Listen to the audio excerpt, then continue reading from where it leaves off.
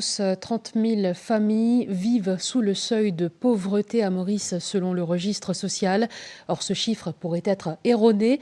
Autorités et ONG soutiennent que les critères pour calculer l'indice de pauvreté doivent être revus. C'est ce qui ressort d'un symposium organisé aujourd'hui. Le reportage de Kunal Gozi. Nous pensons qu'il nous attaque d'une manière multidimensionnelle. Si l'on s'en tient qu'à l'aspect financier, ce sont 30 000 familles, celles dont les revenus mensuels sont moins de 14 650 roupies, qui vivent dans la pauvreté relative. Mais les travailleurs sociaux estiment que ce chiffre ne reflète pas la réalité. Il n'y a rien pour que nous redéfinissions ce seuil de pauvreté là dans Maurice. Nous proposons de mettre en place un Educational Poverty Index pour nous déterminer ce qui est la pauvreté, c'est juste l'argent ou bien c'est un problème d'éducation, la santé, etc. Tout cela rentre en jeu. Pas qu'à juger un djimoun qui, dans sa famille, il y en a 10 djimouns, 15 djimouns, pareil comme un djimoun qui a 2-3 djimouns dans sa famille. Parce que le coût de la vie libéré s'augmente même. Aujourd'hui, mes enfants dans la crèche, comme je gagne 3 ans, peu importe qui moment de l'année, ils sont allés dans la crèche là parce qu'il a 3 ans, il n'est pas supposé rester là. Nous, Caritas, nous gérons un centre d'éveil et ça peut poser un gros problème parce qu'il y a 450 enfants. Nous avons à peu près 150 enfants qui peuvent gagner 3 ans jusqu'à la fin de l'année.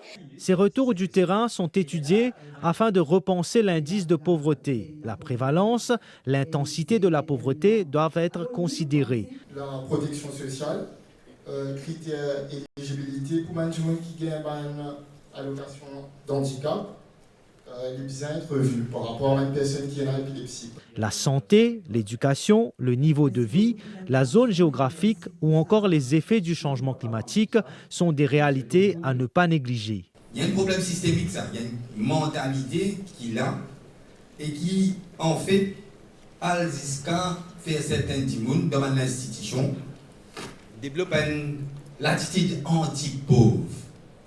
Et ça anti-pauvre-là, lie enraciné dans une discrimination.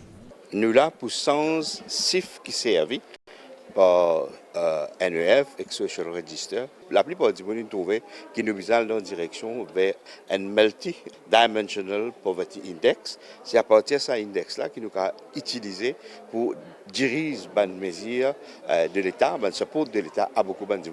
Le combat contre la pauvreté va au-delà de l'accompagnement social. L'accès à l'emploi est une solution pérenne pour les personnes pauvres. Ce matin, des idées ont germé. Pas qu'on veut dire ou bien l'emploi permanent, où on arrive dans une threshold, où on n'est plus de soutien. Non, mais c'est qu'en fait, ça fait graduel. Pour nos développements, nous besoin là qu'il y a parce qu'il nous sortit depuis une société qui nous colonisait et nous encore besoin ban moyen pour nous pense ban blessure, mais aussi par ce grande capacité pour développer du monde. S'il y a tout patrimoine intangible, ça veut dire ce qui dit monde déjà ce qui dit monde déjà connaît ban savoir-faire du monde, quand servi ça, les réhabilite du monde, les fait du monde plus fort. Les ONG militent pour une approche globale et holistique pour combattre la pauvreté, un soutien psychologique à l'accompagnement social ou encore l'intégration des sans domicile